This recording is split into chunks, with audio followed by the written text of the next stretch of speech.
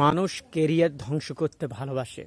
আশরাফুলের কেরিয়ারটা ধ্বংস করেছে, এখন ফুটবলের গোলকিপার জিকোর কেরিয়ারটা ধ্বংস করেছে। এখন পর্যন্ত ওয়ান ডাউনের প্লেয়ার বিসিবি বাই করতে পারে নাই আশরাফুলের মতন। জিকোর মতন গোলকিপার এখনও বাই করতে পারে নাই বাংলাদেশ ফুটবল ফেডারেশন।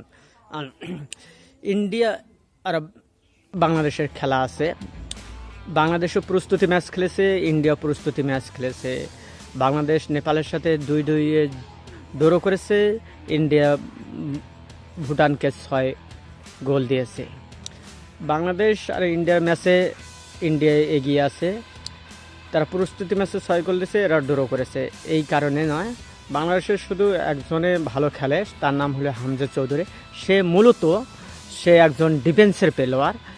ডিফেন্স হয়ে তাকে মধ্যমাঠ খেলতে হয়, স্ট্রাইকার খেলতে হয়, তাকে সব খেলতে হয়, তা গোল দিতে হয়। আরগুলো যে কি খেলে তাকে আমি জানি না।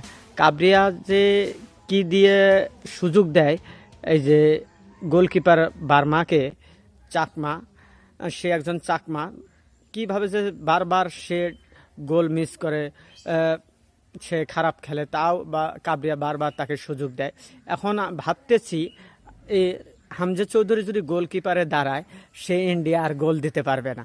না, এইটাই শুধু হামজা ছাড়া তো বাংলাদেশে কোনো খেলোয়াড় নাই, একমাত্র প্লেয়ার শুধু হামজাই। আর তাছাড়া তো হামজা ছাড়া তো বাংলাদেশে তো আর গোল করার মতন খেলোয়াড় নেই। তাই তুমি গোলকিপার হয়ে এই যে গোলও দিবে, সে গোলও বাঁচাইবে। শুধু 1 নম্বর প্লেয়ার হলো হামজা বাংলাদেশের।